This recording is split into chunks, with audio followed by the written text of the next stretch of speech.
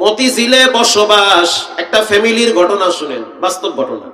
সন্তান ছোট্ট মানুষ, বাবাই নিয়ত করছে সন্তানটাকে আলেম বানাবে। বলেন বাবার উদ্দেশ্য ভালো না খারাপ? অনেক ভালো। পরিবেশ পরিস্থিতি এত ভয়াবহ, সন্তানরা বেশিরভাগ নেশাখোর হইতেছে। এজন্য ঢাকা শহরের ম্যাক্সিমাম ধনী ফ্যামিলির ভিতরে দুই একটা ছেলে মেয়ে মাদ্রাসায় পড়তে বাধ্য হয়েছে। অন্তত পক্ষে নেশার টাকার জন্য তো আর রাইতের বেলায় বাটাম ফাটা দিবে না, পিঠা খাওয়ার থেকে তো বাঁচা যাবে। বাবার সিদ্ধান্ত হলো সন্তানকে আলেম বানাবে, মাদ্রাসায় ভর্তি করায় দিল। দামি নামি মাদ্রাসা, ভর্তি ফিস প্রায় 90,000 টাকা। তাহলে বোঝেন ঠেলাটা কি। ভর্তি ফি 90,000, মাসিক বেতন হইল 19,000। মতিঝিলে নাম বললে ভাইরাল হয়ে যাবে, দরকার নেই নাম কর, এমনি পরিচিত তারা, মাশাআল্লাহ অনেক নামি দামি প্রতিষ্ঠান। সচিবের ছেলে পড়ে, ডিআইজির ছেলে পড়ে, শুধু তাই না বড় বড় সিনিয়র অফিসারদের ছেলে মেয়ে সেই মাদ্রাসায় পড়ে। তো মতিঝিলের একজন ভদ্রলোক, সম্মানিত মানুষ, তার ছেলেকে দিছে মাদ্রাসায় ভর্তি করায়। কিছুদিন পরে সন্তানের মা মাদ্রাসায় আসছে, মানে ম্যাডাম মাদ্রাসায় আসছে বাচ্চা নিয়ে। আইসা বলল, প্রিন্সিপাল স্যার, আমি আপনার সাথে কথা বলতে চাই আমার বাচ্চার ব্যাপারে। কি কথা? বলে আমার সন্তান অস্বাভাবিক আচরণ শুরু করেছে। অস্বাভাবিক আচরণ করে। কি অস্বাভাবিক আচরণ? মাঝে মাঝে আমার গায়ে হাত দেয়। ওস্তাদ হেসে দিয়ে বলল, বাচ্চা মানুষ তো দুষ্টামি করতেই পারে, ওটা মনে কিছু নেওয়া যাবে না, যাও তুমি ক্লাসে যাও। মা বলতে আছে, কিসের বাচ্চা? ব্যবহার করে তো বুড়া মানুষের মতো। ওস্তাদ বলল, কি হয়েছে? বলে মাঝে মাঝে ওর বাবার গায়ে রিমোট ফিক্কা মাইরা আঘাত করে। কিসের রিমোট? টিভির রিমোট। ওস্তাদ বিষয়টাকে নরমালাইজ করতে আছে যে এটা নরমাল বিষয়, যাও আপনি চলে যান ম্যাডাম, আর আপনার বাচ্চা মাদ্রাসায় পড়ুক, জানগা, এটা কোনো বিষয় না। মা বলতে আছে, উস্তাদ নরমাল বিষয় না, জটিল বিষয়, কঠিন বিষয়। মাঝে মাঝে না, প্রায় দিন আমার গায়ে হাত দেয়। যদি একটা ধমক দিই, সাথে সাথে চামচ দিয়ে আমারে বাড়ি মারে। আর একটা ধমক দিলে ভাতের গাবলা উঠায় আমার মাথায় মারতে চায়। এই লেদা পোলা।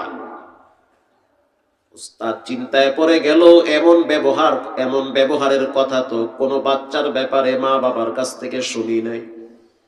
উস্তাদ এবার বলল, তাহলে আপনি ওয়েটিং রুমে বসেন, সন্তানের সাথে আমি কথা বলবো। সন্তান এবার উস্তাদের কাছে বসলো। উস্তাদ বাচ্চাটারে চিপস দিল, চকলেট দিল। বাচ্চার সাথে প্রিন্সিপাল সাহেব একটু ফ্রি হয়ে গেল। বড় হুজুর ভয় পায়, এজন্য উস্তাদ প্রিন্সিপাল সাহেব তার কাছে একটু নরমাল হয়ে গেল। উস্তাদ বলতে আছে, সন্তান তুমি কি তোমার মায়ের গায়ে হাত দাও? বলে, জি উস্তাদ, জি হাত দেই। কেন দাও? মাঝে মাঝে আমার মেজাজ বিগড়ায় যায়, খুব বেশি জিদ ওঠে, এই জন্য মাইরা দিয়া নি। ওই যে কয় সুবহানাল্লাহ। সুবহানাল্লাহ, ভালো খবর এটা। প্রিয় ভাইরা আমার, উস্তাদ এবার প্রশ্ন করলো, সন্তান বলো তোমার দাদা দাদি কোথায় আছে? কারণ আলেম মানুষ তো কিছু মেমোরিতে কিছু জ্ঞান বুদ্ধি না থাকলে তো এত বড় চেহারে বসতে পারে না। আল্লাহ কোরআনে বলেন, ওয়াল্লাযীনা উতুল ইলমা দারাজাত। আরো জোরে বলেন। আল্লাহ বলেন, যার ভিতরে কোরআনের জ্ঞান আছে তার মর্যাদা পৃথিবীর কোন এমপি মন্ত্রী বাড়ায় না, বাড়ায় একজন, তিনি হলেন কে? তো সম্মানী মানুষ, এলেম কালাম ভিতরে আছে। রাসূল বলেন, খায়রুকুম মান তাআল্লামাল কুরআনা ওয়া আল্লামা। তোমাদের ভিতরে তারা সবচেয়ে ভালো যারা কোরআন পড়ে এবং পড়ায়। মারহাবা বলেন। নবীজি বলছে, আপনি এখন কি কইবেন এই জায়গায়? কিচ্ছু করার নাই। প্রিয় ভাইরা আমার, ওস্তাদ প্রশ্ন করলো, সন্তান তোমার দাদা দাদি কোথায়? বলে, হুজুর আমার দাদা দাদি মাদ্রাসায় পড়ে। কি কয়? দাদা দাদি মাদ্রাসায় পড়ে? ওস্তাদের কৌতূহল তো আরো বেড়ে গেল। ঢাকা শহর আজব শহর, অনেক কিছুই ঘটে। ওস্তাদ আবার প্রশ্ন করলো, বাংলাদেশের ভিতরে বুঝলাম তোমার দাদা বুড়া মানুষ, যে কোনো পুরুষ মাদ্রাসায় পড়তে পারে, তোমার দাদি বুড়ি মানুষ, বুড়ি গো মাদ্রাসায় কোন জায়গায় আবার? আমাদের মাদ্রাসার নাম তোমার জানা আছে? বলে হ্যাঁ। দাদা দাদি যেই মাদ্রাসায় পড়ে বলো সেই মাদ্রাসাটার নাম কি? ওস্তাদ জি মাদ্রাসার গেটের সামনে লেখা দেখছি বয়স্কদের পুনর্বাসন, তার মানে বৃদ্ধাশ্রম। ওস্তাদ বলল কোথায়? বলে গাজীপুর হোতাপাড়া। একটা জিনিস মনে রাখবেন, মুরব্বীরা মিথ্যা বলতে পারে কিন্তু ছোট বাচ্চারা মিথ্যা বলে না, বরং যা দেখে যা শুনে তাই বলে। ওস্তাদ বলতে আছে সেই বৃদ্ধাশ্রমে তুমি কি তোমার দাদা দাদিকে দেখতে যাও? বলে মাঝে মাঝে যাই। যাওয়ার পরে তোমার দাদি তোমাকে কি বলে? বলে আমার দাদি আম্মুর সাথে কথা বলে না, আব্বুর সাথে কথা বলে না, বরং আমার সাথে একটু কথা বলে, আমি তো তার নাতি হই। জড়ায়া ধইরা কপালে চুমা দিয়া বলে, নাতি, যেই ব্যবহার তোমার মা বাবা আমাদের সাথে করলো এমন ব্যবহার তুমি বড় হয়ে মা বাবার সাথে কইরো না, কষ্ট পাবে। ও নাতি, তোমার মাথায় চমৎকার তেল লাগায় দিছে কে? ঘেরান আসে। নাতি হাইসা বলতে আছে তেল লাগায় দিছে আমার মা। আল্লাহু আকবার বলে। তোমার মা? আহ মাশাআল্লাহ, তুমি তার সন্তান না? জি আমি তার সন্তান, মা আমার মাথায় তেল লাগাইছে। নাতি তুমি সকালবেলা নাস্তা খাইছো? বলে খাইছি। কি খাইছো? বলে রুটি আর ডিম খাইছি। কে বানাইছে? বলে আমার আম্মু বানায় আমারে খাওয়ায় দিছে। তোমার পায়ের এত সুন্দর জুতা কে পরিষ্কার করে দেয়? বলে আমার আম্মু নিজের ওন্না দিয়া পরিষ্কার করে দেয়। তোমারে কে গোসল করায় দেয়? বলে আমার আম্মু গোসল করায় দেয়। গরমের দিন গিজারের পানি গরম, এটা দিয়া গরম পানি দিয়ে শীতের দিন গোসল করায়, তাই নাকি? বলে হ্যাঁ। তখন আমার দাদি আমার কপালে চুমা দিয়া বলে, নাতি, এক সময় তোমার বাবার মাথায় কিন্তু আমি তেল লাগাইয়া চিরুনি কইরা দিতাম, তোমার আব্বার জুতাগুলা আমি পরিষ্কার করে দিতাম।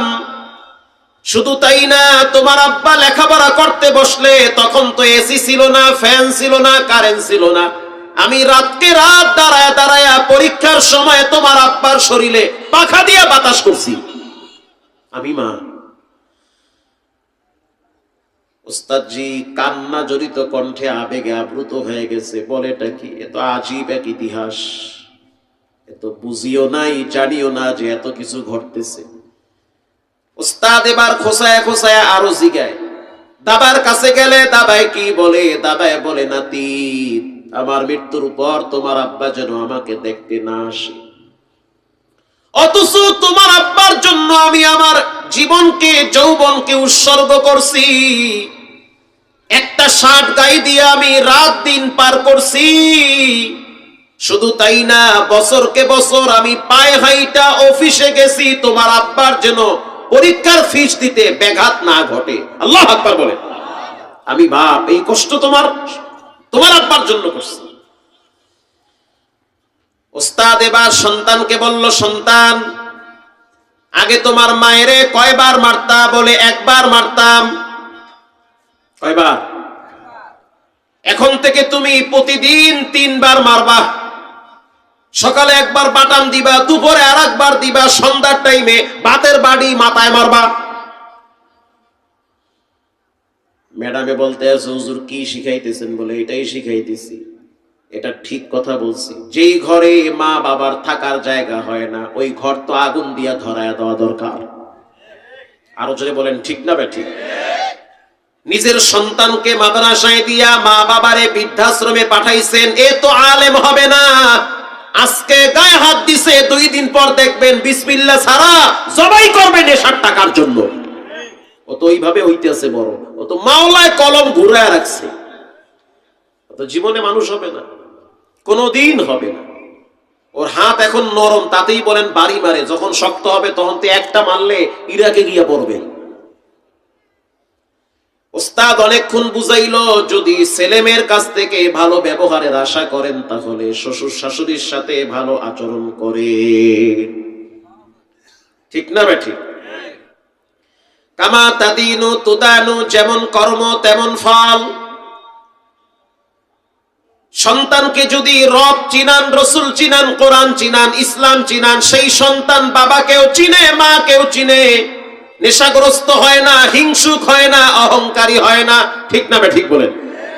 এজন্য সন্তানদেরকে দিন শিখাবেন, ইসলাম চিনাবেন, কোরআন চিনাবেন। সন্তানরা আগামীর দিনের এক একজন উসমান হাদি হয়ে জন্ম নিবে। চতুর্দিকে পানি, মাঝখানে একটা দ্বীপ, এর নাম হলো ভোলা দ্বীপ, জেলা ভোলা। ভোলার ভিতরে 5টা চর আছে।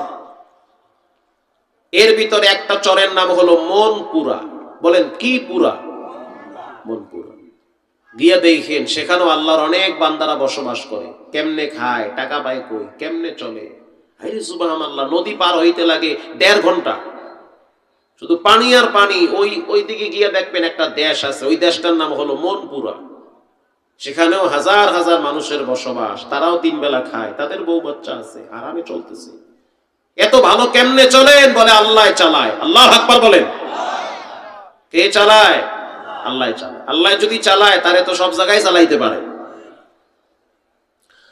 3 দিন ব্যাপী তাফসীর মাহফিল, আরো অনেক আগের কথা, গেছি বয়ান করতে। সভাপতি সাহেব বলল, হুজুর ফজরের টাইমে আগে আগে উঠতে হইবে। কে জায়গা পাইবেন না সামনে? দূর ফাইজদামি জায়গা পান, যে শীত, এর মধ্যে যাবো সবাই পরে। এমনি কইছি, গেছি আগে, গিয়ে দেখি ওরে বাবা, প্রথম কাতারে জায়গাই পাওয়া যায় না। সব 24, 25, 29, 21, 22, 8, 9-এ পড়ে। এ সমস্ত পোলাপানদের ভিড়ে মসজিদে ঢুকা যায় না। আরে ভাই, তারাও মানুষ, আপনি আমিও মানুষ। আমি বললাম, এত মুসল্লি ফজরে বাড়লো কেমনে? তাই আমরা ফজরের কমিটি গঠন করছি। মারহাবা বলেন। এই মাহফিল চালাইতে কমিটি আছে না? টাকা পয়সা ব্যয় হয় নাই? একটা মসজিদ চালাইতে কমিটি নাই? তো ফজরকে ঠিক রাখার জন্য, মুসল্লিদের বাড়ানোর জন্য আমরা একটা কমিটি গঠন করছি। সভাপতির বয়স হয়েছে 19 বছর। সুবহানাল্লাহ। বাইতে গিয়া বইয়ের গলা জড়ায় জোরে কয়ে সুবহানাল্লাহ। সভাপতির বয়স কত? 19 বছর। কেশিয়ারের বয়স হয়েছে 14 বছর। এগুলা গাজীর গীতার গল্প না, বাস্তব কথা। চট্টগ্রাম, কক্সবাজারে যত মাহফিল হয়, প্রত্যেকটা মাহফিলের ম্যাক্সিমাম আয়োজন কমিটির বয়স হইল 14 থেকে 29। এর ভিতরেই এদের বয়স। মারহাবা বলেন। চট্টগ্রাম, কক্সবাজার, এই সমস্ত এলাকায় গিয়া দেখবেন মাহফিল কমিটির মানে সভাপতির বয়স হয়েছে 17 বছর। যার কাম নাই সে আকাম করে। যার কাম নাই সে কি করে? আকাম করে। না কুয়াকাটার ভাষা। কোনো কাম নাই, হে সাপের লেজ ধরে ঘুরাইতে আছে আর ভিডিও করতে আছে। এটা কি কাম না আকাম? এটা আকাম, কোনো কাম না। হযরত ওমর বলেন, ওই ব্যক্তি সবচেয়ে বেশি অভিশপ্ত যে না আছে দুনিয়ার কামে, না আছে আল্লাহর কামে। মানে হে নামাজও করে না, মা বাবার সহযোগীও হয় না, খালি বিড়ি খায় আর পাবজি গেম খেলায়। ঠিক না বেঠিক? ফ্রি ফায়ার, এগুলো নিয়ে ব্যস্ত আছে। না আছে দুনিয়ার কাম, না আছে আল্লাহর কাম। তো তোমার আল্লাহ পাঠাইছে না দুনিয়া, তোমার কাম কি? আল্লাহ তাআলা আমাদেরকে হেদায়েত দান করেন। আরো জোরে বলেন। এত মুসল্লি বাড়লো, কমিটি গঠন করা আছে। আমি বললাম, কিছু ঘটনা শোনান, যে প্রতিদিন কি মুসল্লি বাড়ে? আসে মুসল্লি? সবাই আসে। ঘরে যত পুরুষ মানুষ আছে এরা কেউ ঘরে থাকে না। সুস্থ থাকলে মসজিদে আসতে হবে, কারণ চতুর্দিকে পানি, ডর আছে। সাগরের বান যদি ছুটতে যায়, সব তো সুবানি খাইয়া মরবে ফেরাউনের মতো। এই জন্য ভোর রাইতে মসজিদে গিয়ে আল্লাহর কাছে কয়, আল্লাহ আরো কিছুদিন বাঁচায় রাখো। 300-400 বছর পর্যন্ত চরের ভিতরে আল্লাহ 3 বেলা খাওয়ায়া মানুষদেরকে রেজেক দিয়া বাঁচায় রাখছে। তো ঘটনাক্রমে কমিটির একজন সদস্য ফজরের টাইমে মসজিদে আসে নাই। সে চিন্তা করছে শীত বেশি, আজকে ঘরে ঘুমাই। স্ত্রী তো নামাজ পড়ে, ছোট্ট একটা মেয়েও আছে, সেও মায়ের সাথে নামাজের জন্য দাঁড়ায় যায়। এখন মানিক মিয়া চিন্তা করলো যে ফজরের টাইমে আজকে ঘুমাই, কালকে মসজিদে যাবো ইনশাআল্লাহ। আজকে মনে হয় কেউ মসজিদে যায় নাই। পরে খবর নিয়ে দেখা গেল সবাই গেছে, মানিক মিয়া একাই যায় নাই। পোলাপান তো রক্ত গরম, ওরা তো সবই পারে। সভাপতি সাহেব সালাম ফিরাইয়া কয়, কি ব্যাপার, মানিক ভাই গেল কোথায়? চলো মানিক ভাইয়ের বাড়িতে।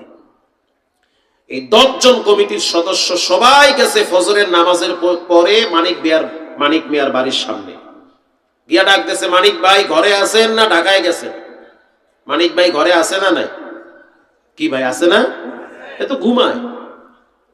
স্ত্রী খোসা মারছে, যাও, তোমার বন্ধু বান্ধব আইছে তোমার নেওয়ার জন্য, ফজরে যাও নাই কা? লজ্জার ব্যাপার। এখন বেচারায় পড়ছে এমন বিপদে, না পারে ঘুমাইতে, না পারে উঠতে যাইতে। লজ্জার ব্যাপারে চেহারা সোহারা যে অবস্থা, না আছে মুখ ধোয়া, না আছে চোখ ধোয়া, এই অবস্থায় সামনে গেলে তুই ইজ্জতের গোড়ায় পানি থাকবে। স্ত্রীকে বলতে আছে, একটা কাম করো, পিছনের দরজা খুইলা দাও, নামবে যাই কেন? পিছনটা যাবা কেমন, খাল আছে ওইদিকে। মেয়েটাকে বলতে আছে, আম্মু বাঁচার জন্য রাস্তা একটা খোলা আছে, তুমি গিয়া বলো যে চাচ্চু আব্বু ঘরে নাই। বাচ্চা গিয়া বলতে আছে, চাচ্চু চাচ্চু আমার আব্বু বলছে আব্বু ঘরে নাই। কি ঝামেলা বাড়ছে না কমছে? বাচ্চারা কি মিথ্যা বলে? সত্যই বলে। বাচ্চাদেরকে মিথ্যা শিক্ষা দেয় মা বাবারা। আসতে বলবেন না, জোরে বলেন, ঠিক না ব্যাঠি? আব্বা আম্মা মিথ্যা শিক্ষা দেয়। বাবা ঘরে শুয়ে রইছে, টেলিফোন আসছে, হ্যালো হ্যালো হ্যালো, কি হ্যালো কি, কই তুমি? কই মুই তো ঢাকা, অথচ ঘরে হইয়া রইছে পোলা মাইয়া লইয়া। পোলায় জিগা, আব্বু তুমি ঢাকা না ঘরে? তার কথা কইস না, যদি কই ঘরে তাইলে কিন্তু পাওনাদার আইয়া খোসা মারবে। তার মানে বাচ্চা কাচ্চা শিখতেছে আব্বাই মিথ্যা কথা কইতে আছে। বাচ্চা কাচ্চা শিখতেছে আব্বাই মিথ্যা কথা কইতেছে। কিছুদিন পরে বাপে জিগায় পোলারে, স্কুলে গেছো? হ গেছি, অথচ ছেলেটা আর একটা মেয়ে নিয়ে রিক্সায় ঘুরে। ঠিক না বেঠি? শিক্ষাটা পাইছে ঘর থেকে না বাহির থেকে? ঘর থেকে। আম্মা আম্মা শিখাইছে। আমগো গ্রামে এমনও মানুষ দেখছি, বাপে বিড়ি টাইনা ফালায়, পোলা আইয়া ওই বিড়ি আবার টানে। আরে পোলায় চিন্তা করে, এত মজার জিনিসটা আব্বাই খাইতে আছে, ঘরেও খায়, বাথরুমে গিয়াও খায়, ঘুম দিয়ে উঠতেও খায়, নামাজ পড়ে আয় এই সময় খায়, সেহেরি করেও দুইটা খাইয়া এরপর রোজা রাখে।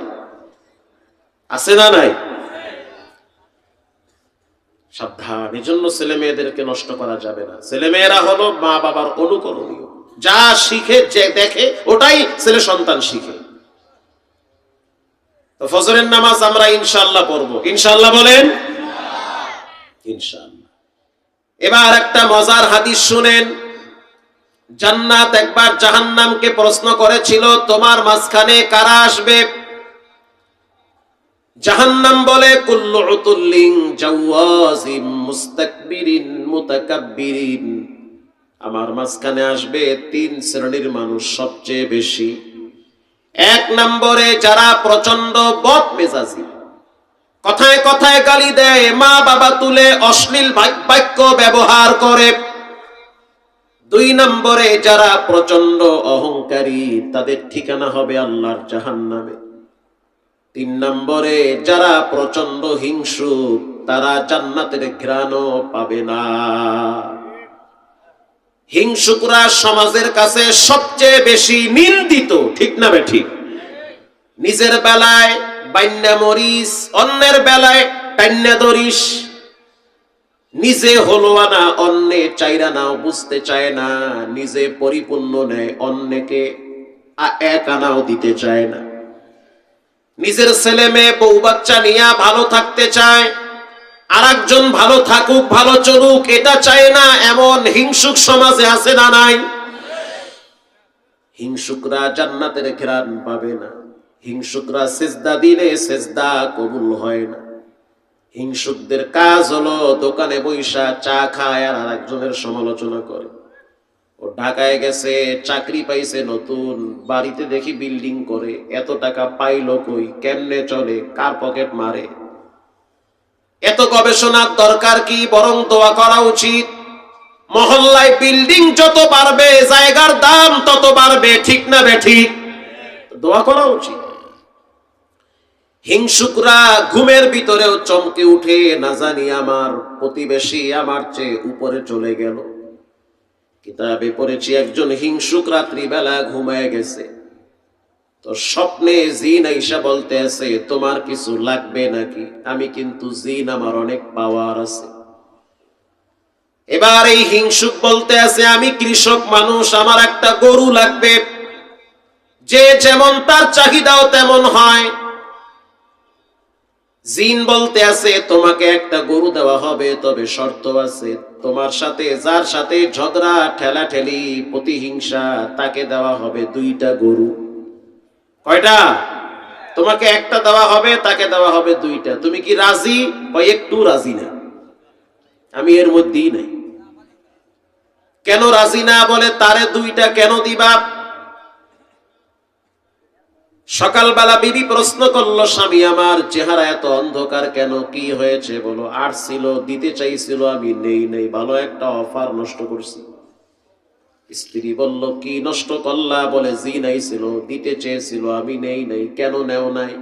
ওই যে যার ছায়া দেখলে আমার মাথা গরম হয়, হেরে নাকি 2টা দিবে, এজন্য আমি কইছি একটাও লাগবে না। স্ত্রী বলল, তুমি কি মগা না অগা? কেন?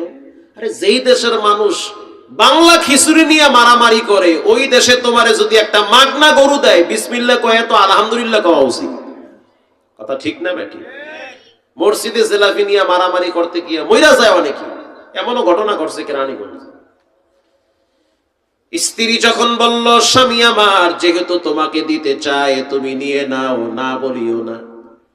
কিছুদিন পরে জিনে আইসা আবার বলল, কিছু লাগবে? বলে হ্যাঁ লাগবে। কি লাগবে? গরু দে। শর্ত জানা আছে? হওয়ারে দিবি 2টা।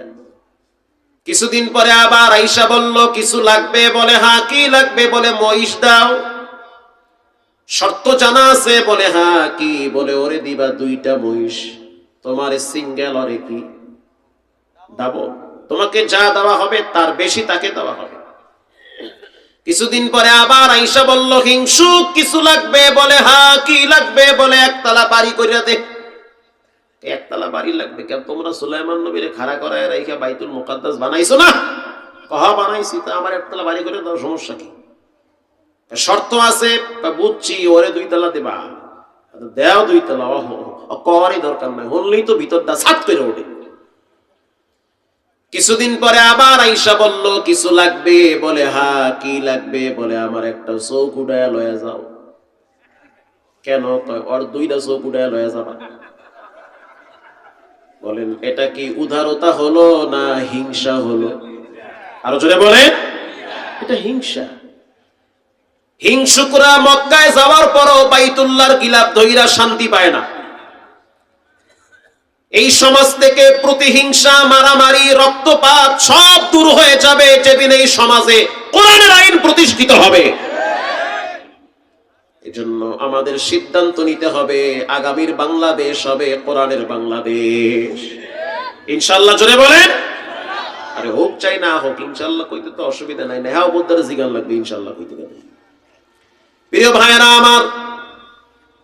আমার এক চোখ নাও, তার 2 চোখ নাও। কারণ আমি এক চোখ থাকলে দেখতে পারবো, তার 2 চোখ না থাকলে সে কিছুই দেখতে পারবে না। বলেন, এটা কি উদার বলে না হিংসা বলে? হিংসা। এবার জাহান্নাম জান্নাতকে প্রশ্ন করলো, তোমার মাঝখানে কারা আসবে?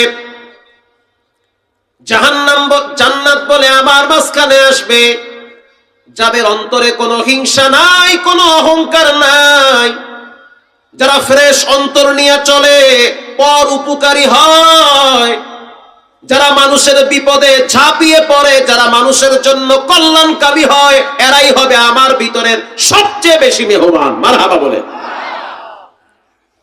এজন্য আল্লাহ কোরআনেও বলেছেন যে আমি মানুষের সৌন্দর্য দেখি না, মানুষের বাহ্যিক গেটআপ দেখি না, মানুষের কলিজা দেখি। পৃথিবীর ভিতরে সবচেয়ে অন্যতম সৌন্দর্য আল্লাহ দান করেছিল আবু জেহেলকে। অনেক সুন্দর মানুষ, কিন্তু নাফরমান হয়ে গেছে। আল্লাহর নবী এত বয়ান করলো, আবু জেহেল শুনলো না। আবার সেই আফ্রিকার কালো বিলাল, চেহারাটা অনেক কালো, ঠোঁটটা ঝুলানো আছে। যখন আজান দিত আওয়াজ তেমন মানুষের কাছে মজা লাগতো না, কিন্তু বেলালের আওয়াজের ঠেলায় আরশে আজিমের দরওয়াজায় গিয়ে ধাক্কা লাগতো। বেলাল হাঁটে জমিনে, আওয়াজ হয় জান্নাতে। মারহাবা বলে। তাহলে আল্লাহ মানুষের বাহ্যিক সৌন্দর্য দেখে না, দেখেন মানুষের কলিজা। ঠিক না ঠিক? মানুষের অন্তর দেখে। এজন্য রব্বুল আলামিন বলেন, ওই অন্তর আমার কাছে সবচেয়ে বেশি ভালো, যেই অন্তরটা আমার ডরে গুনাহমুক্ত হয়। কুল্লু নাফসিম বিমা কাসাবাত রহিনা ইল্লা আসহাবাল ইয়ামিন।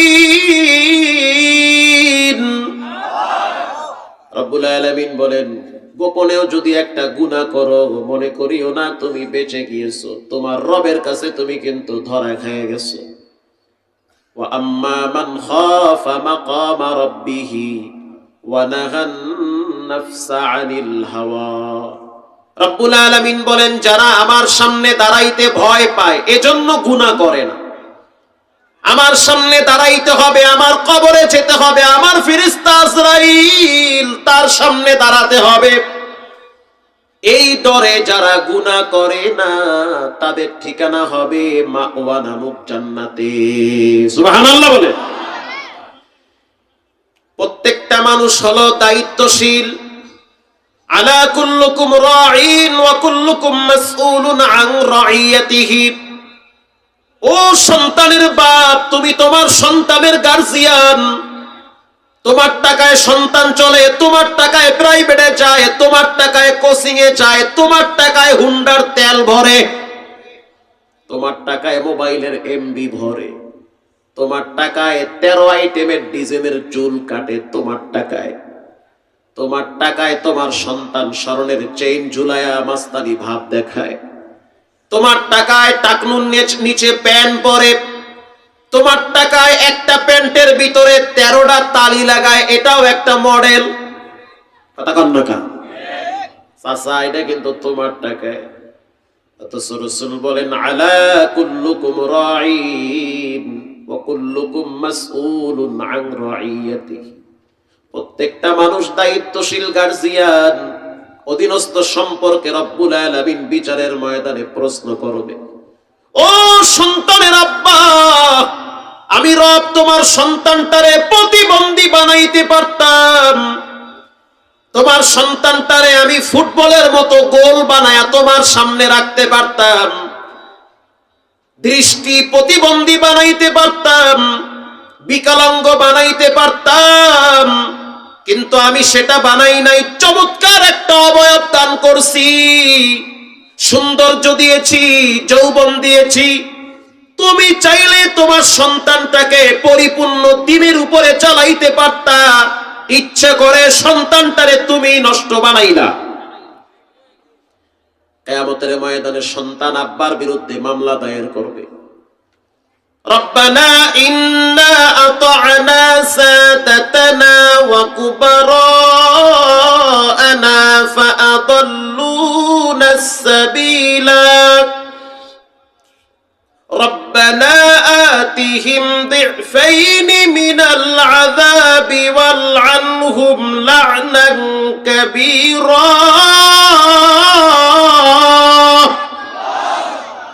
আমি বলি না, আমার রব বলেছেন, যার হাতে আমার জীবন, এক টানের ভিতরে ফুস করে দিতে পারেন কে?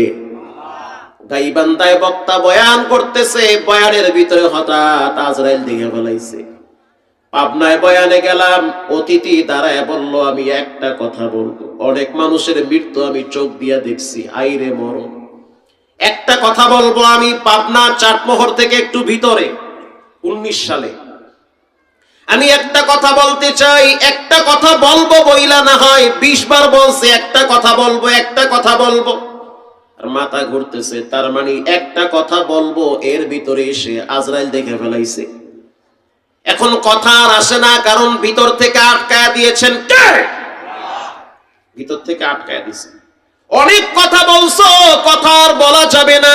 এখন তোমার কবরের ভিসা চলে আসছে। এখন রব বলবে তুমি শুনবা, ফেরেশতা বলবে তুমি উত্তর দিবা। নিজের থেকে কোনো কথা বলার যোগ্যতা তোমার থাকবে না। বলতে বলতে কাইতে পড়ছে। কমিটি ধইরা হসপিটালে নিছে। ডাক্তার বলছে আসার সময় তো ফুস হয়ে গেছে। আল্লাহু আকবার জোরে বলে।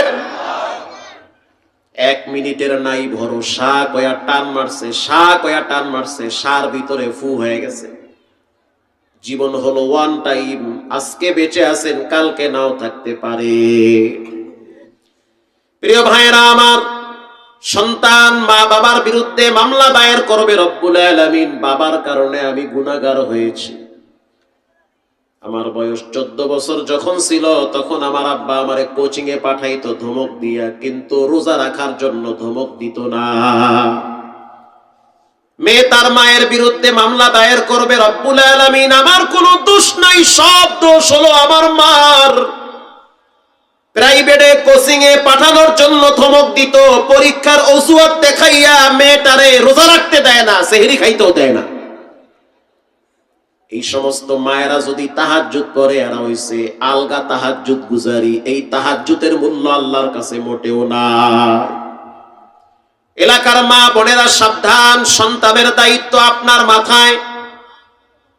মেয়েটা সকালবেলা স্কুলে না গেলে ধমক দেন, প্রাইভেটে না গেলে ধমক দেন, অথচ মেয়েটা সকালবেলা ফজর পড়ল না, একদিনও মা বাবা ধমক দেয় না। অথচ বাবার উচিত ছিল নামাজ না পড়লে খানা বন্ধ, রাখ তোর প্রাইভেট, রাখ তোর কোচিং, কোচিং এর গুল্লি বাড়ি। যেই কোচিং এ যেই প্রাইভেটে রবের হুকুম নামাজ নাই, এমন কোচিং প্রাইভেট আমার দরকার নাই। ঠিক না বে ঠিক?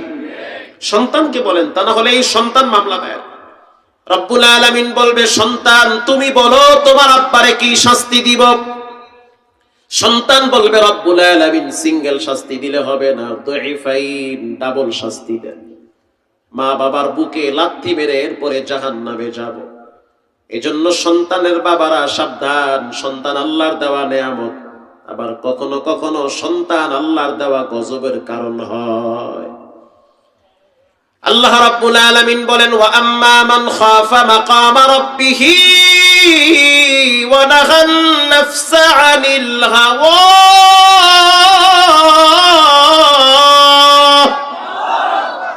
আল্লাহ বলে, মাহমুদুল হাসান, গোপন গুনাহ থেকে তুমি বাঁচো।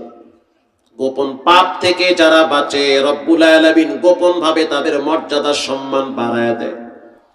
যখন তোমাকে কেউ দেখে না, তখন তুমি মনে কইরো রব তোমার দিকে তাকায় রইছে। দরজা জানলা লাগাইয়া চিৎকার মাইরা বলো, আল্লাহু কারীম। একবার যদি বলো, মালিক গুনাহ করছি, বেইজ্জতি করিয়েন না, সম্মান নষ্ট করিয়েন না, লেখা রাখো আরো কিছুদিন রব তোমারে ইজ্জতের সহিত চালাবে। তুমি সম্মানের সহিত বাঁচবা, মানুষ তোমাকে সালাম দিবে, বুকে টানবে, কপালে চুমা দিবে। মারহাবা বলেন। গোপন পাপ মানুষকে গোপন ভাবে ধ্বংস করে। হযরত ওমর রাদিয়াল্লাহু তাআলা আনহু, তিনি একজন ন্যায় এবং ইনসাফের প্রতীক ছিলেন। মারহাবা বলেন। হযরত বুখারীতে আছে, হযরত ওমর রাদিয়াল্লাহু তাআলা আনহু যেই রাস্তা দিয়া চলতো, শয়তান ডরে আরেক রাস্তায় চলতো। সেই ওমর রাদিয়াল্লাহু তাআলা আনহুর কলিজার ভিতরে রবের ভয় কেমন ছিল, যুবক শুনে নাও। হযরত ওমর রাদিয়াল্লাহু তাআলা আনহু যখন রাষ্ট্র ক্ষমতার মসনদে বসা ছিল, ওই সময় তার মাথায় চিন্তা ঢুকছে, নবীজি আব্দুল্লাহ বিন হুযাফার হাতে মুনাফিকদের একটা লিস্ট দিয়ে গেছে। আল্লাহু আকবার, জোরে বলেন।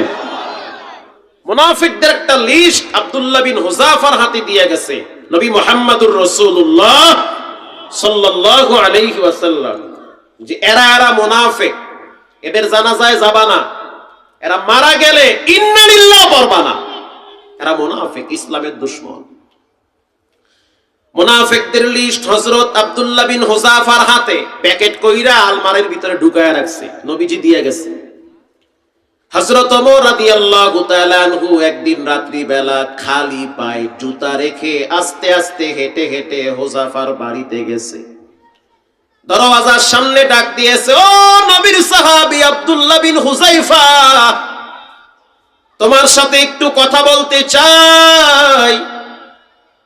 হুযাইফা রাদিয়াল্লাহু তাআলা আনহু ঘর থেকে বেরিয়ে আসলেন, বুকে জড়ায় ধরলেন, আমিরুল মুমিনিন, ঠান্ডার ভিতরে খালি পায়ে আমার বাড়ির সামনে কেন আসছেন? বললেই তো হইতো, আমি আপনার কাছে যেতাম। হযরত ওমর বলতে আছে, প্রয়োজন তো তোমার না, প্রয়োজন হলো আমি ওমরের। আমার প্রয়োজন আমি যাব, ঠিক না বে ঠিক? প্রয়োজন তো আমার, তোমার তো প্রয়োজন। হযরত হুযায়ফা রাদিয়াল্লাহু তাআলা আনহু বলল, বলেন আমি আপনার কি খেদমত করতে পারি? হযরত ওমর বলতে আছে, খেদমত করা লাগবে না, আমি দাঁড়াইয়া আছি, দাঁড়াইয়া থাকবো, শুধু জানতে চাই নবীজি তোমার কাছে মুনাফিকদের লিস্ট দিয়েছে, ওই লিস্টের ভিতরে আমি ওমরের নামটা আছে নি? একটু জানায় দাও, কারণ আমার ঘুম হয় না, বড় কষ্ট হয়, কষ্ট হইতে আছে, না জানি মুনাফিকদের লিস্টে আমি ওমরের নামটা চলে আসছে। আর ইন্নাল মুনাফিকিনা ফিদ দারকিল আসফালি মিনান নার, মুনাফিকদের ঠিকানা হবে জাহান্নামের সবচেয়ে নিম্ন স্তরে, ঠিক না বে ঠিক? হুযায়ফা রাদিয়াল্লাহু তাআলা আনহু বলতে আছে, আমিরুল মুমিনিন রাগ করিয়েন না, মাপ চাই, আল্লাহর নবী আমার কাছে লিস্ট দিয়েছে, কিন্তু মানুষকে বলার জন্য নিষেধ করেছে। এখন আমি আপনারে কেমনে বলি যে আপনার নাম আছে না নাই?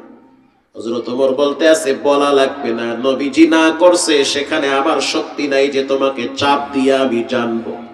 আমি বাড়িতে চলে গেলাম, কান্না জড়িত কণ্ঠে, চোখ দিয়া পানি ঝরতেছে, খালি পায়ে আবার চলে গেল বাড়িতে। পরের দিন বৃষ্টি পড়তেছে, ভিজতে ভিজতে ভিজতে ভিজতে দরওয়াজার সামনে দাঁড়ায় বলতে আছে, হুযায়ফা এতটুকুন বলো যে আমার নামটা খাতায় আছে না নাই? হুযায়ফা বলল, না বলা যাবে না, নবীজি না করেছে। কিছুদিন পরে আবার হযরত ওমর রাদিয়াল্লাহু তাআলা আনহু আয়েশা বলতে আছে, ওরে আব্দুল্লাহ বিন হুযায়ফা, নাম বলার দরকার নাই, শুধু এতটুকুন বলো, আমার মৃত্যুর পর তুমি কি আমার জানাজায় আসবা নাকি? আল্লাহু আকবার বলেন। হুযায়ফা রাদিয়াল্লাহু তাআলা আনহু দাঁড়ানোর থেকে বসে পড়েছে, বৈশা বলতেছে, আমিরুল মুমিনিন, রাসূল বলেছেন ওমর ফিল জান্নাহ, আপনি না জান্নাতের মেহমান হবে, তারপরও এত কেন ভয়? হযরত ওমর বলতে আছে, ভয় কেন লাগবে না, আল্লাহ আমাকে ক্ষমতার স্থান দান করেছে, এই জনগণের দায়িত্ব আমার মাথার উপর, আমার শাসন আমলে যদি একটা কুত্তা না খাইতে খাইতে মরে, হিসাবটা আল্লাহর আদালতে ওমরকেই দেওয়া লাগবে। আর এই দেশের মানুষ শুধু চেহারে বসার জন্য ব্যস্ত হয়ে যায়, নমিনেশন না পাইলে আরেকজনের মাথা ফাড়ায়, ঠিক না বা ঠিক? জোর কইরাও তো ক্ষমতা মানুষ দেওয়ার পরেও নিতে চাইতো না এক সময় সাহাবায়ে কেরাম। হযরত ওমর রাদিয়াল্লাহু তাআলা আনহু যখন বলল যে আমার নামটা আসছে না নাই জানতে চাই না, তুমি আমার জানাজায় আসবা কিনা? কহা, আমি আপনার জানাজায় আসবো। আল্লাহু আকবার বলেন। হযরত ওমর হাইসা দিয়া বলল, আল্লাহর শুকর যে আমার নাম মুনাফিকের খাতায় নাই, আমার নাম মুমিনদের খাতায় আছে। লিকুল্লি নাবিয়্যিন রাফীকুন ওয়া রাফীকি ইয়ানি ফিল জান্নাতি উসমান।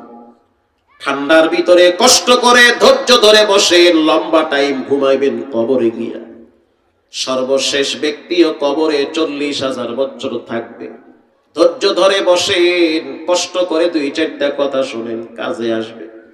হযরত ওসমান রাদিয়াল্লাহু তাআলা আনহু কবরের পাশে দাঁড়ায়া ফুফায়া ফুফায়া শুধু কাঁদত। একজন সাহাবী প্রশ্ন করল, উসমান আপনার দাড়ি বেয়ে বেয়ে কিসের পানি পড়ে? বলে, চোখের অশ্রু পড়ে। কেন কাঁদেন? ভয় লাগে কবরে যাওয়ার পর উসমানের সাথে না জানি কেমন ব্যবহার করে। কবরের আযাব সত্য, কবরের ভিতরে সাপ বিচ্ছুর আক্রমণ সত্য, কবরের শাস্তি ভয়ঙ্কর।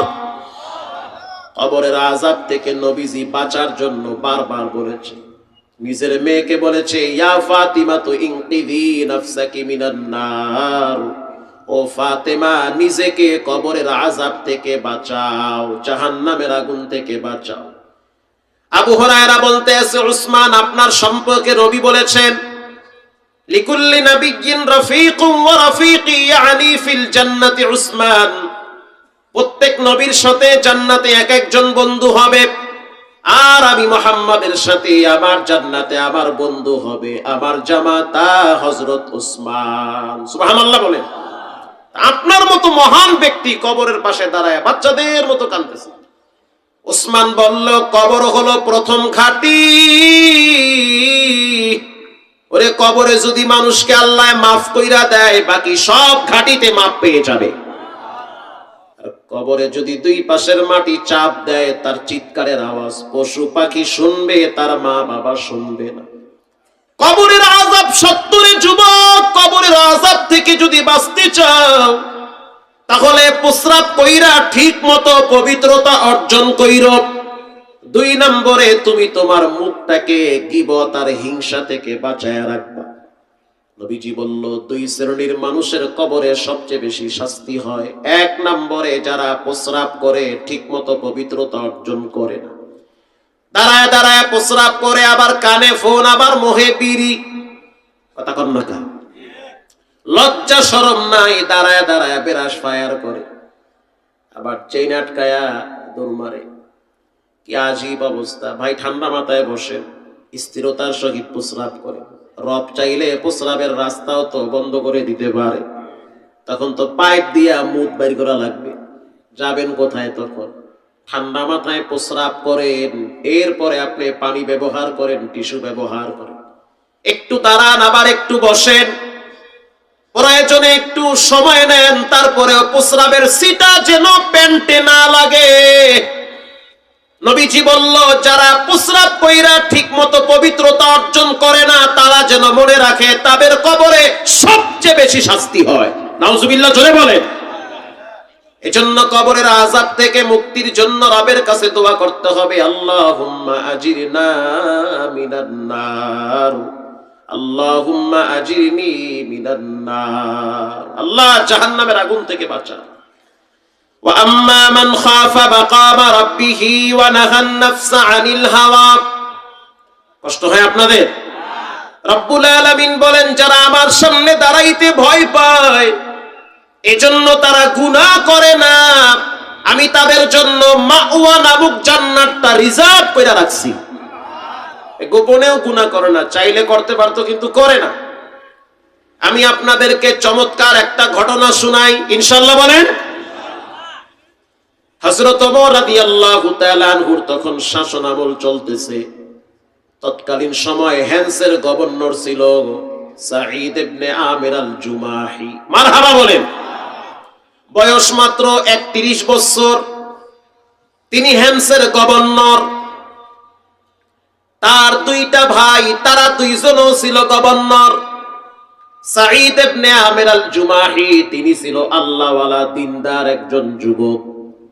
রাস্তা দিয়া যখন হাঁটতো, সাঈদ ইবনে আমির আল জুমাহি গাছের পাতা ধইরা বলতো, রব্বুল আলামিন যদি আপনি আমারে পাতা বানাইতেন, বকরি খায়া ফেলাইতো, কবরেও যাওয়া লাগতো না, মৃত্যুর যন্ত্রণাও সহ্য করা লাগতো না। আল্লাহু আকবার বলে। মরা লাগবে, কোথায় মরণ হয়? লাশ গোসল করাবে, কাপন পরাবে, কবরে রাখবে, একা একা থাকা লাগবে, সাপ বিচ্ছু কামড়াইবে, আইরে কষ্ট। যদি আপনি আমারে পাতা বানাইতেন, বকরি খায়া ফেলাইতো, হিসাব দেওয়া লাগতো না। সাঈদ ইবনে আমির আল জুমাহি সম্পর্কে ইতিহাসে এসেছে, রব্বুল আলামিন তার কলিজাটারে রবের ভয় দিয়া পরিপূর্ণ করে দিয়েছে। সাঈদ ইবনে আমির আল জুমাহি হেমসের গভর্নর ছিল।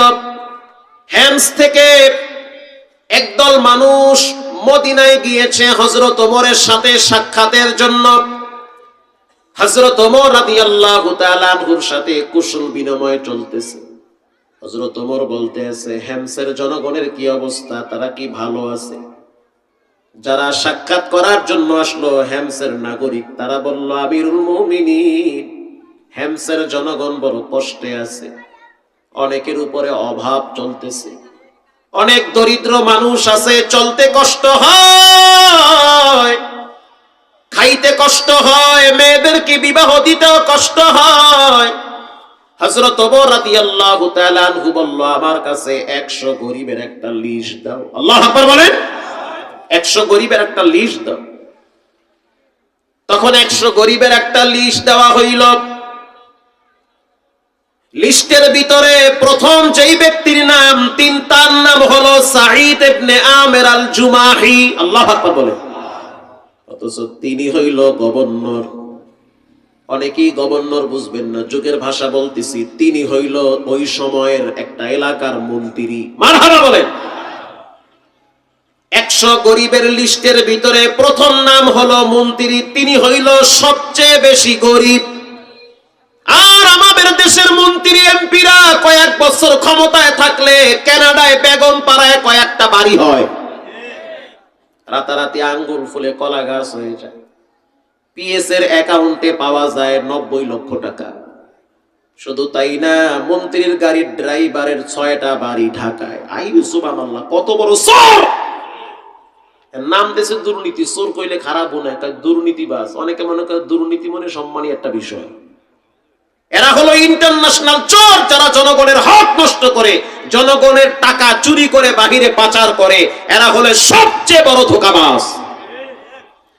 সাঈদ ইবনে আমির আল জুমাহির নাম দেখে হযরত ওমর অবাক হয়ে গেল।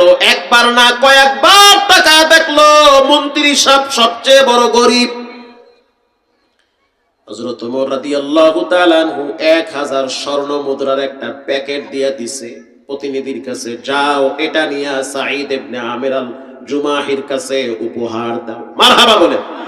তিনি গরিব মানুষ, আমি তাকে উপটকন দিলাম, হাদিয়া দিলাম, তাকে ব্যবহার করতে বল। প্রতিনিধি এবার চলে গেল সাঈদ ইবনে আমির আল জুমাহির বাসায়। যাওয়ার পর থলাটা নিয়ে যখন সামনে রাখছে, তখন সাঈদ ইবনে আমির আল জুমাহি চিৎকার মেরে বলল, ইন্না লিল্লাহি ওয়া ইন্না ইলাইহি রাজিউন। স্ত্রী ঘরের ভিতর থেকে বলল, স্বামী আমার, হযরত ওমর কি মারা গেছে নাকি? না, মারা যায় না। তাহলে মুসলিম কোন কান্ট্রি বেঈমানরা দখল করছে? বলে না। তাহলে কোন মুসলমান সৈন্য গ্রেফতার হয়েছে? বলে না। তাহলে কি দুঃসংবাদ, কোন মুসলিম অধ্যুষিত এলাকায় কি ভয়ঙ্কর আক্রমণ হয়েছে? বলে তাও হয় নাই। সাঈদ ইবনে আমির আল জুমাহি বলল, বিবি আমার, তার চাইতো ভয়ঙ্কর কিছু জিনিস আমার কাছে আসছে। কি আসছে? বলে আমার কাছে দুনিয়া আসছে। আমি চাই না দুনিয়ার কুকুর হইতে, আমি চাই না দুনিয়া আসুক আর আমি আখিরাত থেকে দূরে চলে গেলাম, এটা আমি চাই না। আল্লাহু আকবার বলেন। দুনিয়া বিমুখ একজন মানুষ সাঈদ ইবনে আমির আল জুমাহি, বিবি আমার, আমি চাই তুমি আমার সহযোগী হবা, আশেপাশের প্রতিবেশীর মাধ্যমে বন্টন করে দাও, নীরবে জীবন পার করে দিতে চাই। মুমিনরা তো লম্বা টাইম কবরে থাকবে, জামাইয়া ধরে বিচারের ময়দানে মুমিনরা হাসতে হাসতে জান্নাতে ঘর হবে। ঠিক না বেঠিক? দুনিয়ায় এত কিছু আমার প্রয়োজন নাই, তুমি আমার সাথে সহযোগী হও। মহল্লার ভিতরে কারা কারা গরিব, কাদের মেয়ে বিবাহ হয় না, কার সন্তান প্রতিবন্ধী, কার স্ত্রী মারা গেছে, কার স্বামী মারা গেছে, তাদের নাম লিস্ট করো, তাদের কাছে এই হাদিয়াগুলা পৌঁছায়া দাও। প্রতিনিধি এবার আবার চলে গেল মদিনায়। যাওয়ার পরে বলল, আমিরুল মুমিনিন, গভর্নরকে যেই হাদিয়া দিয়েছেন নেয় নাই, পুরা হাদিয়াটা প্রতিবেশীদের মাঝে বন্টন করে দিয়েছে। হযরত ওমর বলতে আছে, কি বললা? এটা তো অবাক করার বিষয়, আমি তাকে দেখার জন্য হেমস সফর করব। হযরত ওমর রাদিয়াল্লাহু তাআলা আনহু কিছুদিন পরে হেমসে আসছে। আসার পর পুরা হেমসবাসী তার সাথে মুসাফা করেছে। হযরত ওমর রাদিয়াল্লাহু তাআলা আনহু বলল, আগামীকাল ফজরের নামাজের পর পুরা এলাকার জনগণ যেন মসজিদে উপস্থিত হয়, আর এই দেশের গভর্নর সাঈদ ইবনে আমির আল জুমাহি তিনিও যেন জনগণের পাশে উপস্থিত থাকে। পরের দিন ফজরের নামাজের পর হাজার হাজার জনগণ, মসজিদে জায়গা হয় না, বারান্দায় জায়গা হয় না, সব বাহিরে বসে আছে, দাঁড়িয়ে আছে। হযরত ওমর রাদিয়াল্লাহু তাআলা আনহু তিনি মেম্বরে বসে পড়েছে। রাষ্ট্রপ্রধান এমন হওয়া উচিত, মাঝে মাঝে গোপনে জনগণের কাছ থেকে মন্ত্রী এমপিদের খবর নেওয়া। ঠিক না বেঠি? তোমার মহল্লার এমপি সাহেব করে কি? এলাকায় আসে না খবর নেয়, না খালি ঢাকায় গুলশানে ঘুমায় আর বিড়ি খায়। হযরত ওমর রাদিয়াল্লাহু তাআলা আনহু এলাকার এমপি সাহেবকে পাশে বসাইয়া জনগণকে সামনে নিয়া হযরত ওমর এবার উপস্থিত জনসাধারণের মাঝে বক্তব্য দিল, আল্লাহুম্মা লাকাল হামদু কুল্লু, মারহাবা বলেন, ওয়া লাকাশ শুকরু কুল্লু, লাকাল হামদু বিল ঈমান। রব্বুল আলামিন তোমার দরবারে শুকরিয়া, তুমি আমারে মুসলমান বানাইছো। তোমার দরবারে শুকরিয়া যে তুমি আমার ঈমানদার বানাইছো।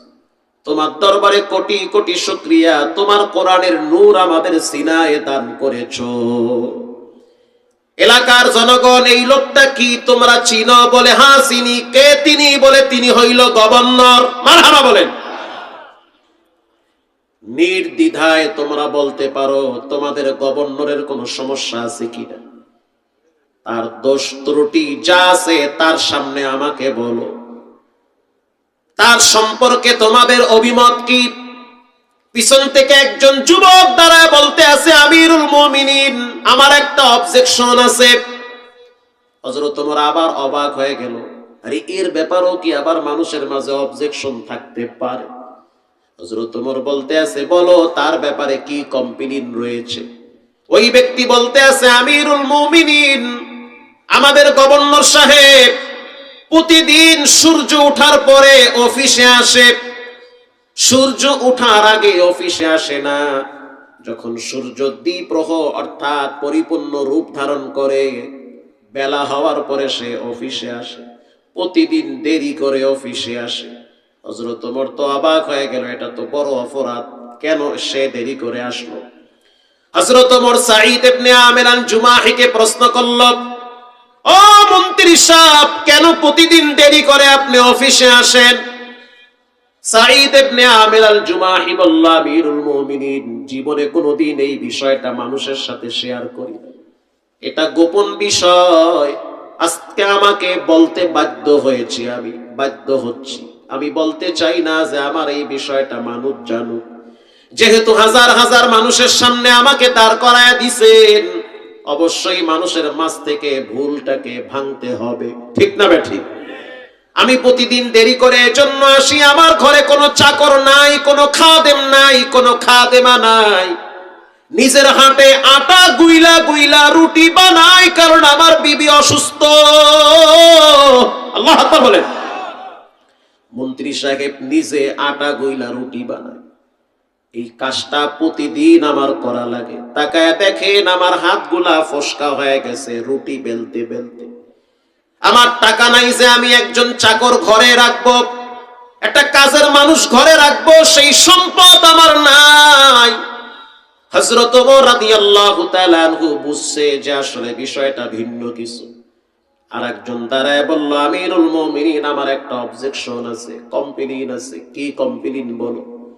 আমাদের এই রাষ্ট্রপ্রধান গভর্নর সাহেব প্রতি মাসে একদিন তিনি অফিস করে না। আমার ভাষা আপনারা বুঝেন? একদিন তিনি প্রতি মাসে একবার তিনি অফিসে আসে না। হযরত ওমর বলল, কেন তুমি অফিসে আসো না?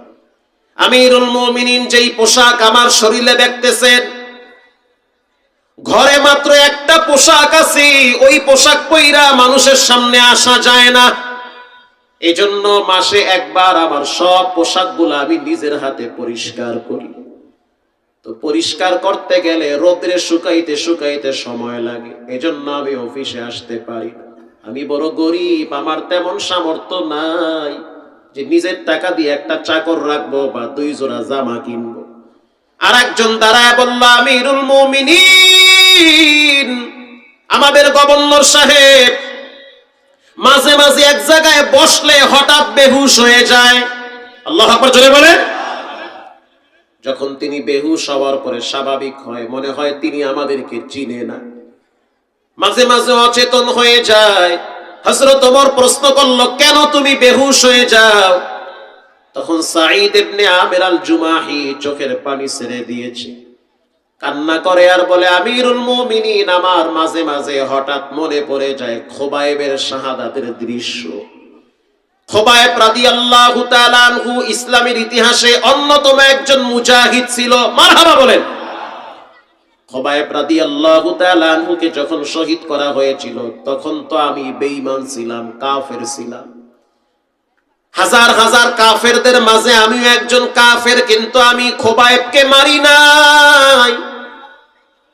আমার চোখের সামনে দেখলাম খোবায়েবের পায়ে শিকল লাগাইছে, হাতের ভিতরে শিকল লাগাইল। শিকল লাগাইয়া মনে হইতে আছে গরুর মতো মায়ের শুরু করছে। চতুর্দিক থেকে লাঠি দিয়া পিটায় আর বলে, খোবায়েব তুমি নবীরে শুধু একটা গালি দাও, মুহাম্মদকে শুধু একটা গালি দাও। খোবায়েব রাদিয়াল্লাহু তাআলা আনহু চোখের পানি ছেড়ে দিয়া বলতে আছে, খবিস, জীবন চলে যেতে পারে, কখনোই নবীর দিকে একটা কাঁটা বিঁধবে এটা আমি খোবায়েব চাই না। আল্লাহু আকবার বলেন।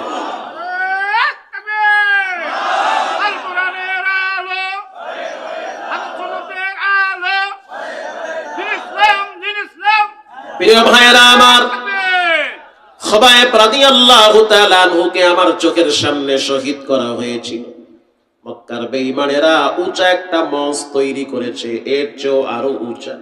হাজার হাজার মানুষ দাঁড়ায় দাঁড়ায় তামসা দেখতেছে খোবায়েবকে কেমনে মারা হয়। খোবায়েব রাদিয়াল্লাহু তাআলা আনহু বলতে আছে, ও বেঈমানেরা, আমাকে 2 রাকাত নামাজ পড়ার সুযোগ দাও, 2 রাকাত নামাজের জন্য আমি একটু সময় চাইতেছি। খোবায়েব রাদিয়াল্লাহু তাআলা আনহু 2 রাকাত নামাজের জন্য সময় নিল। সেজদায় গিয়া মনে চায় না যে সেজদাটাকে শর্ট করি, মনে চাচ্ছে সেজদাটাকে লম্বা করি। সেজদা লম্বা করলে বেঈমানরা মনে করবে খোবায়েব বুঝি মরার ডরে সেজদা লম্বা করছে, এজন্য আমি শর্ট কইরা মাথা উঠাইয়া সালাম ফিরাইয়া বললাম আমি প্রস্তুত হয়ে গেছি। তারপরও বেঈমানের সামনে মাথা নত করা যাবে না। ইসলামের ইতিহাসে বড় বড় মনীষীরা আছে যারা কল্লা দিয়া দিছে, তারপরও নাস্তিকদের সাথে তালে তাল মিলায় না। খোবায়েব রাদিয়াল্লাহু তাআলা আনহুকে আমার সামনে শহীদ করা হয়েছে। হাত কাটা হয়েছে, পা কাটা হয়েছে, চোখ উপড়ে ফেলানো হয়েছে। খোবায়েব রাদিয়াল্লাহু তাআলা আনহু জোরে একটা সালাম দিয়েছে, আসসালামু আলাইকা ইয়া নবিয়াল্লাহ। খোবায়েবের সালামটা রব্বুল আলামিন মুহূর্তের ভিতরে মক্কা থেকে মদিনায় রাসূলের রওজার পাশে যেই জায়গাটা আছে, এই জায়গায় রাসূল বসা ছিল, ওখানে নবীজির কান পর্যন্ত আল্লাহ খোবায়েবের সালামের আওয়াজ পৌঁছায়া দিছে। আল্লাহর নবী চোখের পানি ছেড়ে কান্দে আর বলে, ওয়া আলাইকুমুস সালাম ইয়া খোবায়েব। ও সাহাবীরা, খোবায়েবকে শহীদ করা হচ্ছে। আল্লাহু আকবার বলেন। সাঈদ ইবনে আমির আল জুমাহি বলতে আছে, আমার চোখের সামনে খোবায়েবকে মারা হয়েছে। খোবায়েবের রক্ত ছিটকে এসে আমার শরীরে লাগছে, আমার বড় কষ্ট লাগছে, মায়া লাগছে। মাঝে মাঝে আমি ভয় পাই, না জানি কিয়ামতের ময়দানে রব্বুল আলামিন আমাকে বলে, সাঈদ তোমার সামনে খোবায়েবকে মারলো, তুমি কেন প্রতিবাদ করো না? এই ভয়ের কারণে আমি মাঝে মাঝে বেহুশ হয়ে যাই। আর একজন দাঁড়ায় বলতে আছে, আমিরুল মুমিনিন, এই যে আপনার গভর্নর, আমাদের মহল্লার গভর্নর সাহেব, সবার বক্তব্য শুনলেন, আমার বক্তব্য শুনেন। তার একটা সমস্যা হইল, তিনি দিনের বেলায় আমাদেরকে সময় দেয়, রাত্রি বেলা আমাদেরকে সময় দেয় না। দিনের বেলায় আমাদের কাছে আসে, রাত্রি বেলা তাকে আর পাওয়া যায় না। হযরত ওমর প্রশ্ন করল, খোবায়েব উত্তর দাও, রাত্রি বেলা তুমি কেন জনগণের কাছে আসো না? খোবায়েব বলতে আছে, কাসামতু লি হায়াতি মা বাইনাল্লাহি ওয়া বাইনাল মাখলুক। আমি রাত এবং দিনটাকে 2টা ভাগ করেছি। দিন আমি মানুষকে দিয়েছি, দিনের সময়টাকে মাখলুককে দিয়েছি, জনগণকে দিয়েছি। রাত্রিবেলা আমি আমার রবের ইবাদতে অক্ফ করে দিয়েছি। রাত্রিবেলা আমি আমার সময়টাকে রবকে দিয়েছি, আর দিনের সময়টাকে আমি জনগণের জন্য অক্ফ করেছি। সাঈদ ইবনে আমির আল জুমাহিকে জড়ায়া ধইরা হযরত ওমর কপালে চুমা দিয়া বলে, আগামীকাল দুপুর বেলা আমি তোমার বাসায় মেহমান হব। সাঈদ ইবনে আমির আল জুমাহি বলতে আছে, আমিরুল মুমিনিন, গরিবের বাড়ি আসবেন, খাওয়ানোর মতো সামর্থ্য নাই, মনে কিন্তু কষ্ট নিবেন না। আরে যা পারো খাওয়াবা, আমি তোমার বাড়িতে যাব। নদীর কিনারায় ছোট্ট একটা ঘর বানায়া মন্ত্রী সব থাকতো। কেমন জনগণ, কেমন মন্ত্রী, কেমন সাহাবায়ে কেরাম, ইতিহাস শুনেন। আল্লাহর ভয় যখন মানুষের অন্তরে আসে, তখন দুনিয়ার লোভ লালসা ক্ষমতা তাদের কাছে তুচ্ছ মনে হয়। হযরত ওমর দুপুরের টাইমে গিয়া দেখলো ছোট্ট একটা ভাঙ্গা খাট, তালপাতার ঘর, দুইটা মাত্র রুম। একটা রুম একেবারেই ছোট। জনগণ আসলে স্ত্রীকে পিছনের রুমে পাঠায়া দেয়, সামনের রুমে বসে মানুষদের সাথে আলাপ করে। হযরত ওমরের সামনে শুকনা রুটি দিল আর জাইতুনের তেল দিল। হযরত ওমর চোখের পানি ছেড়ে কাঁদে আর বলে, হেমসের গভর্নরের বাসায় খাবার নাই, এটা এমনে এমনে হয় নাই, এটা রবের ডরে হয়েছে। জনগণের টাকা চুরি করার মতো সাহস ছিল না, মানুষের হক নষ্ট করার মতো দুঃসাহস দেখায় নাই। একেই বলে ইনসাফের রাষ্ট্র। যতদিন হযরত ওমর ক্ষমতার চেহারা ছিল ততদিন পর্যন্ত ওই দেশে জুলুম, নির্যাতন, ধর্ষণ হয় না। প্রিয় ভাইরা আমার, এজন্য আল্লাহ তাআলা বলেন, যারা আমার ভয় অন্তরে রাখবে। হযরত ওমর বলেন, সাঈদের অন্তরের ভিতরে রবের ভয় ছিল। মাত্র 40 বছর বয়সে তিনি এহকাল ত্যাগ করেছে। 9টা বছর ক্ষমতায় ছিল, 40 বছর বয়সে এই নওজোয়ান যুবক কবরের বাসিন্দা হয়ে গেছে। সাঈদ ইবনে আমির আল জুমাহির কবরের পাশ দিয়া যে যাইতো সেই মিশকের ঘ্রাণ পাইতো। কোথাও ফুল গাছ নাই, অথচ সাঈদের কবর থেকে ঘ্রাণ বের হয়। রঙ্গে তাকওয়া, রঙ্গে সিদ্দিক, রঙ্গে দ্বীন, তা'আবদু বাকি বুয়াদবর আবেদিন। আল্লাহর ভয় অন্তরে ঢুকান, জীবনে কোনোদিন নামাজ ছাড়বেন না। আপনাদের মতো অসংখ্য যুবক, অসংখ্য যুবতী প্রতিদিন 5 ওয়াক্ত সালাত আদায় করে। যত কষ্ট হোক পায়ে হাত দিয়ে বলি, জীবনে কখনোই নামাজের ব্যাপারে অলসতামি করবেন না। বাবারা, ভাইরা, এই যুগে মানুষ বেশি দিন বাঁচে না। প্রত্যেক দিন যুবকের লাশের খবর পাওয়া যায়, প্রত্যেক দিন লাশ দাফন হয়, প্রত্যেক দিন লাশ গোসল করানো হয়, প্রত্যেক দিন মসজিদের খাটিলাটা টাইম মতো বাড়ির সামনে হাজির হয়ে যায়।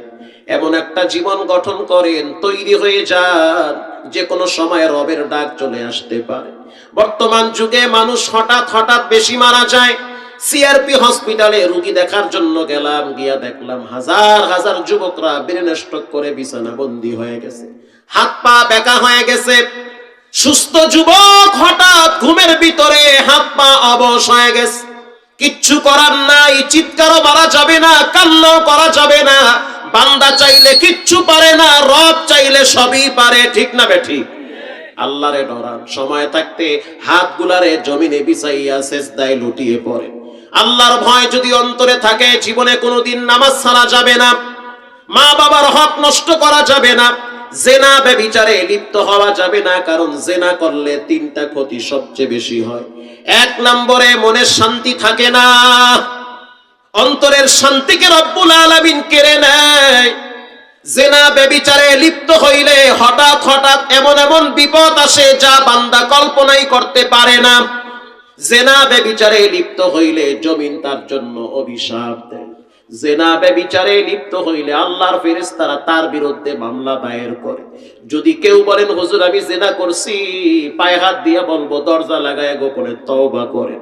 চোখের পানি ছেড়ে বলেন, আল্লাহু হাজিরিন, আল্লাহু নাজিরিন, গুনাহ করেছি মালিক আপনি মাফ করে দেন। যার হিসাব সে নিয়ে কবরে যাবে। আজ থেকে পাক্কা নিয়ত করে নেন, আপনি আপনার ঘরের দায়িত্বশীল, আপনি ওয়ার্ডের দায়িত্বশীল, আপনি মহল্লার দায়িত্বশীল। আপনার প্রথম হক হলো রবের হক আদায় করা। ঠিক না বেঠিক? 5 ওয়াক্ত সালাত আদায় করা, আব্বা আম্মার সাথে ভালো ব্যবহার করা। জীবনে কোনোদিন নামাজ ছাড়বো না, হারাম খাবো না, আব্বা আম্মার সাথে বেয়াদবি করবো না।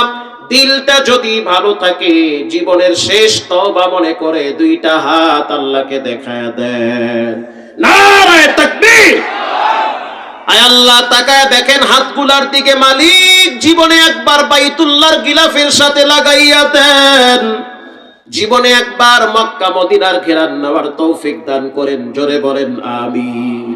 আমল সে বনতি है ये जन्नत भी जहन्नम, अमाल से बनती है ये जन्नत भी जहन्नम, ये खाके फितरत में न नारी है न नूरी, ये खाके फितरत में न नारी है न नूरी। এতক্ষণ বয়ানে কি বুঝলেন? কার ভয় লাগবে? আল্লাহর ভয়, আল্লাহকে ভয় করেন। গোপনে দরজা জানলা লাগাইয়া মোবাইলের দিকে তাকায় রয়েছেন, কি দেখেন? মনে করেন না আপনারে কেউ দেখে না। যিনি দেখার, যিনি শাস্তি দিলে টিকতে পারবেন না, তিনি হলেন কে? আলাম ইয়ালাম বিআন্নাল্লাহা ইয়ারা। মোবাইলে যত রকমের অশ্লীল দৃশ্য আছে, খোদার কসম সবগুলা কাটেন, সব কাইটা ঘুমাবেন।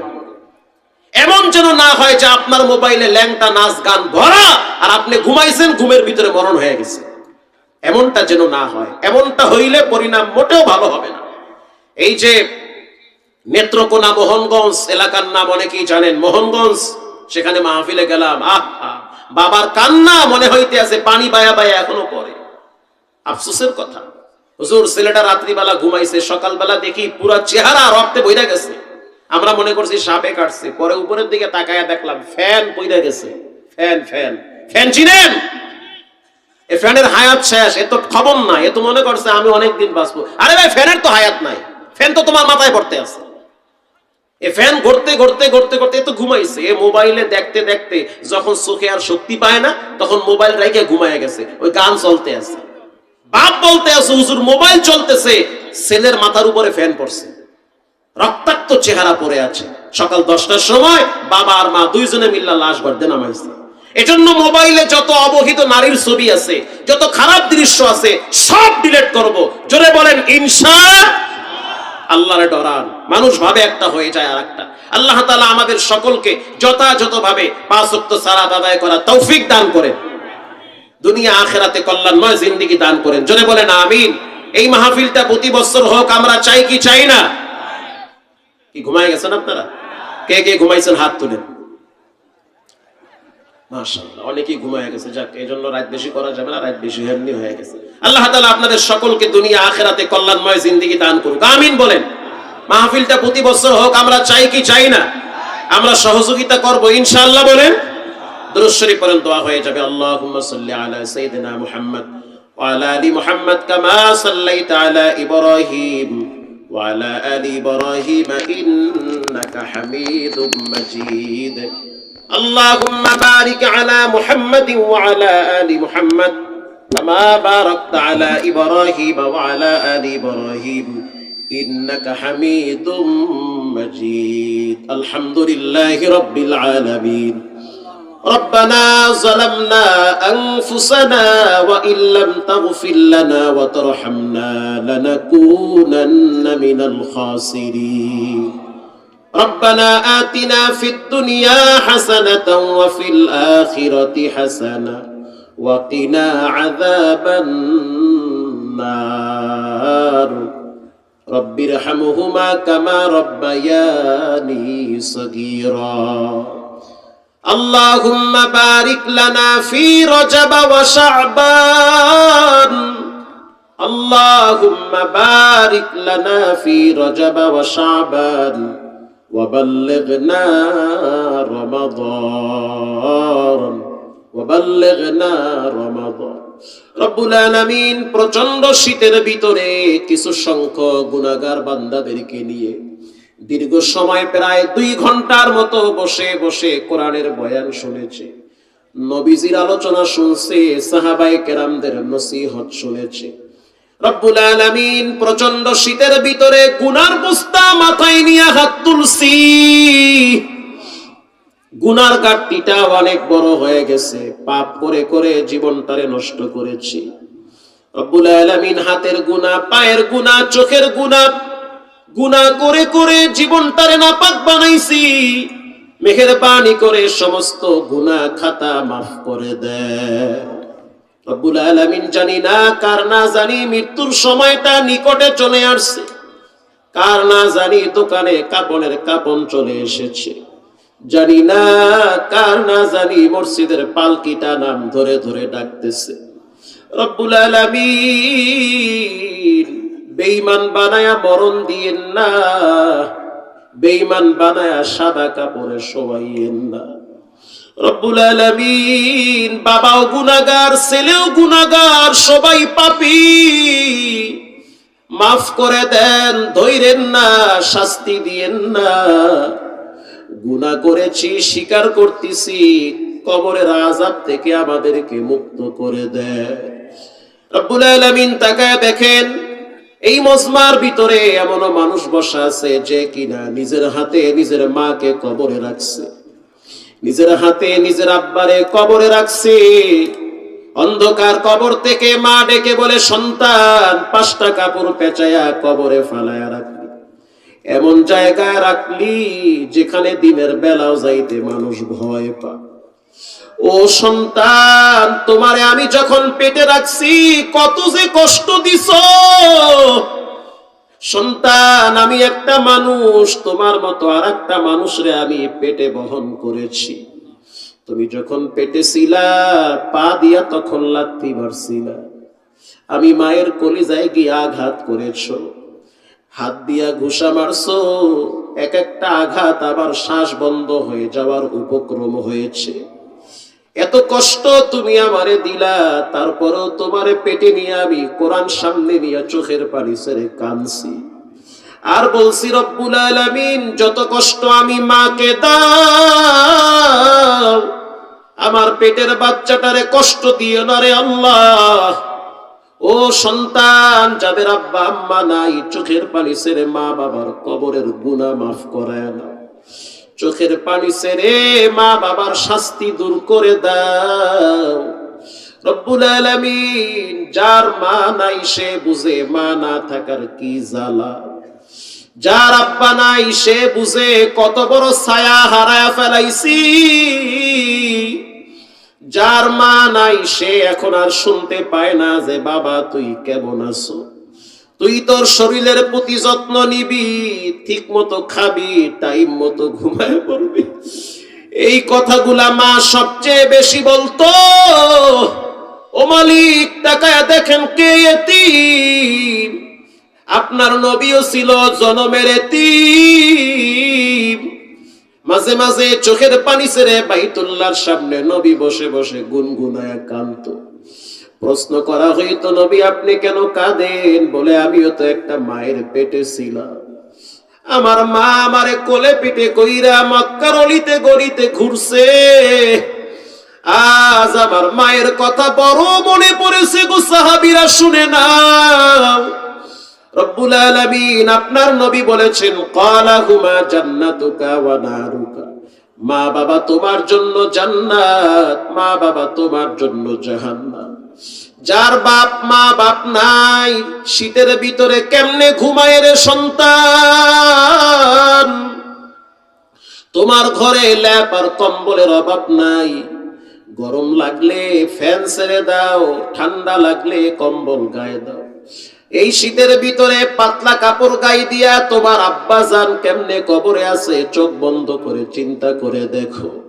রব্বুল আলামিন মা যার বেঁচে আছে দীর্ঘ নেক হায়াত দান করে, যার মা কবরে গেছে কবরটা জান্নাতের বাগান বানায়া দেন, যার আব্বা জান কবরে গেছে শাস্তি দিয়েন না রে আল্লাহ, কবরটাকে জান্নাতের বাগান বানায়া দেন। মা বাবার যদি ভুল বেয়াদবি হয় সেগুলো আপনি মাফ করে দেন। রব্বুল আলামিন আজকের এই মাহফিলকে আপনি কবুল করে নেন। মাইক লাইট প্যান্ডেল দিয়ে যারা সহযোগিতা করলো তাদের খবরটা মদিনায় পৌঁছায়া দেন। রব্বুল আলামিন দেশ এবং প্রবাস থেকে যারা সহযোগিতা করেছে সবাইকে দুনিয়া আখিরাতে কল্যাণময় জিন্দেগি দান করেন। মাহফিল কমিটি, যুব সমাজ, যুবক মানুষ চাইলে গানের বাজার মিলাইতে পারত, কিন্তু কোরআনের প্যান্ডেল বসাইছে রে আল্লাহ। মৃত্যু পর্যন্ত, কিয়ামত পর্যন্ত কোরআনের আওয়াজকে আপনি এই ময়দানে চালু রাখেন। কেউ যদি মারা যায় তাহলে এটার নেকি তার অ্যাকাউন্টে পৌঁছায় দেন। রব্বুল আলামিন যুবকদের হিম্মত শক্তি বাড়ায় দেন, খুলুসিয়াত বাড়ায় দেন, ইখলাস বাড়ায় দেন, দুনিয়া আখিরাতে সফলতার জিন্দেগি দান করেন আল্লাহ। রব্বুল আলামিন আমাদের অন্তরের ভিতরে তাকওয়া পরেজগারি দান করেন। আপনার ভয় আমাদের গুনার মাঝখানে পর্দা লাগাইয়া দেন। যখন গুনাহ করার জন্য শখ জাগবে তখন আপনার ভয়ের পর্দা মাঝখানে লাগাইয়া দেন। রব্বুল আলামিন এলাকার মা বোনদেরকে মাফ করে দেন। রব্বুল আলামিন যত কবর এখানে আছে, যত মুসলমান এই এলাকায় ঘুমায়, কবরে বাতাস দিয়া ঠান্ডা বানায় দেন। রহমতের বাতাস দিয়া ইমানদারের কলিজা ঠান্ডা বানায় দেন রব্বুল আলামিন। যত মা বোনেরা কবরে চলে গেছে তাদের কবরটাও জান্নাতের বাগান বানায় দেন রব্বুল আলামিন। ঠান্ডা মাটিতে কষ্ট করে আপনার বান্দারা ধৈর্যের সহিত দীর্ঘক্ষণ বসে বসে কোরআনের বয়ান শুনেছে। আয় আল্লাহ, জীবনে একবার স্বপ্নে নবীর সাথে মোলাকাত করায়া দেন। আল্লাহুম্মা হাসিবনি হিসাবান ইয়াসীরা, আল্লাহুম্মা হাসিবনি হিসাবান ইয়াসীরা। সুবহানা রাব্বিকা রাব্বিল ইজ্জাতি আম্মা ইয়াসিফুন ওয়া সালামুন আলাল মুরসালিন ওয়ালহামদুলিল্লাহি রাব্বিল আলামিন। ওয়াজআল আখিরি কালামিনা বিহাক্কি কালিমাত তাইয়্যিবা লা ইলাহা ইল্লাল্লাহু মুহাম্মাদুর রাসূলুল্লাহ। আসসালামু আলাইকুম।